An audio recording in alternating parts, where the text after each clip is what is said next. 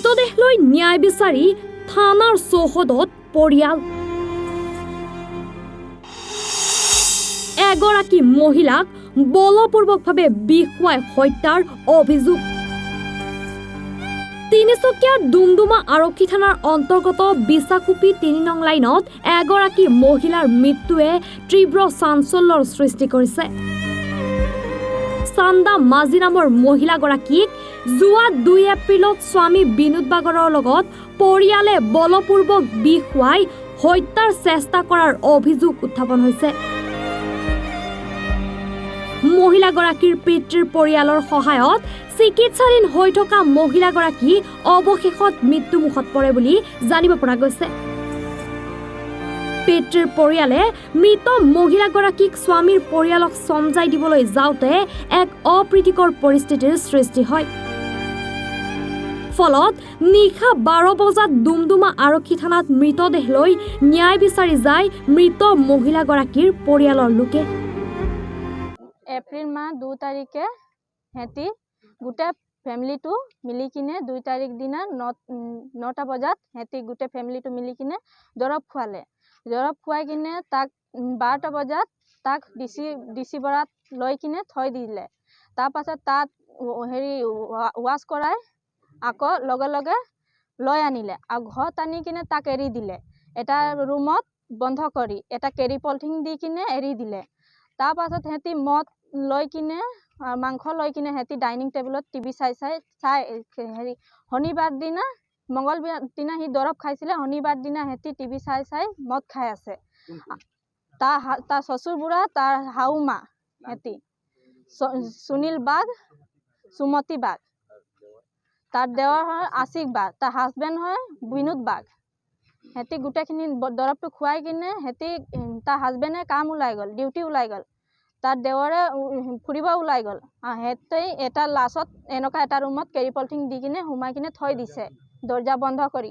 আৰু সিহঁতি আশিক বাগে ক'লে যে মোবাইল সিহঁতৰ ফোন আহিলে ৰিচিভ নকৰিবি বুলি সেই সৰু ছোৱালীজনীক আমি পোৱালি চাবলৈ দিছিলোঁ। সেই সৰু ছোৱালীজনীক ক'লে, সেই সৰু ছোৱালীজনী মোবাইল চোবাইল কাঢ়ি কিনে থৈ দিলে। সি বিচাৰিলে, বিচাৰি কিনে সি আমাক ফোন কৰিলে, আমাক দেউতাক ৬ তাৰিখে ১টা বজাত ফোন কৰি ক'লে যে নহয় পেহীয়ে দৰৱ খাইছে বুলি। পেহীয়ে দৰৱ খাইছে বুলি ক'লে আমি শুনিলোঁ, লগালগ আহিলোঁ, চাইছোঁ যে সিহঁতি মদ লৈ কিনে ডাইনিং টেবুলত খাই আছে। আৰু আমাৰ চান্দা বাঘ সি বিচনাত এটা পৰি আছে আৰু সি বালাত পূৰা বমি কৰি আছে। আমি গৈ কিনে তুৰন্ত গৈ কিনে আমি আনি কিনে ডিচি বৰাত এডমিট কৰালোঁ। সিহঁতি ক'লে যে ইয়াত সি আনিছিলে কালি, আজি 4 দিন হৈ গ'ল আনিছিলে, আমি কৈছিলোঁ যে এডমিট কৰি দিয়ক বুলি। সিহঁতি জোৰ জবস্তি লৈ আনিলে বুলি ক'লে আমাক। পাছতকে আমি 2 দিন তাত থলোঁ। তেতিয়া ডিচি বৰা ছাৰে ক'লে যে নোৱাৰিম মই বুলি। তাৰপাছত আমি অপেক্ষাত ল'লোঁ, ডিব্ৰুগড় অফিচত আমি ল'লোঁ। লৈ কিনে তাতো আমি 3-4 দিন থাকিলে। তাৰপাছতে নোৱাৰিম বুলি ক'লে। আৰু সিহঁতি একো মানে দায়িত্বটো নাই লোৱা যে আমি আমাৰ ফালৰ পৰা আমি এনেকুৱা কৰিলোঁ, আমি যিমান পাৰিম আমি কৰিম বুলি। সেই দায়িত্বটো সিহঁতি নল'লে। সিহঁতৰ হাজবেণ্ড, সিহঁতৰ পৰিয়ালটো কোনো তাত থিয় নহ'লে। তাৰ হাজবেণ্ড ঘৰৰ পৰা অকল কোনো এটা মানুহ যোৱা নাই। এতিয়া আপোনালোকে কি কৰিলে? ডেড বডিটো থানাত কেলে আনিলে? আমি ভাবিলোঁ যে সি যেতিয়া দিন জীয়াই আছিলে যে মোক ইনচাফ লাগে, মোক ইমান ডাঙৰ এতিয়া হত্যা কৰি দিলে যে মোক এটা ইনচাফ লাগে বুলি সি জীয়াই আছিলে। আজি 11টা বজাত তাৰ ডেথ হৈ গ'ল। শাহুৱেক শহুৰ আৰু তাৰ দেৱকজনে তেওঁলোকে জবৰদস্তি কৰি খোৱা বুলি কৈছে, তাই ষ্টেটমেণ্ট দিছে। ইনচাফ লাগে, আমার ছোয়াকে মুখে লাগে আর আমার শাশ শ্বশুর আমার দেবরকে কেস করতে হচ্ছে। ওদের কারণ সে মরে যাওয়া হয়ে কথা না প্রচুর বানিয়েছে, মানে বুঝতে পারলি এগুলো শুনে সব থেকে অ্যাকশন লেগে হচ্ছে। আমার ছোয়াটাকে আমার ভাইয়া ভাবি দেখভাল করবেন। আর বুড়া বুড়ি মোর শ্বশুর শাশ মোর দেবর এগুলাকে আমি কাকু নেই ছড়ম, ওদের বয়সে মরে ভাই বইয়া 3 साल देख कर पात्र सबको পেটাকে মুখে লাগিয়েছিল ওই দিন ছড়ে নেয় কারণ মোর হালিটা করলেন কোনদিন মোর ছকলে হাল করবে না কোন ছোট পেটাকে ছোট পাই গেলে মোর ছড়া ছড়া পেছবে না মুখে খালি ইনসাফ লাগে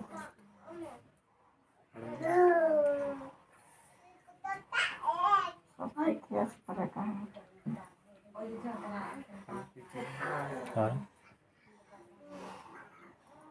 कितना दिन से हम टॉर्चर सुनते कितना दिन से हमको टॉर्चर करते करते करते घर से बंद करके रखे सगन पिंजरा मेरे को कहाँ निकल नहीं दिए बहुत टॉर्चर करें देखिए टॉर्चर सुने कितना आदमी देखो इस समय डिसीजन चलेगा उधर कारण से हमारी हार हो गया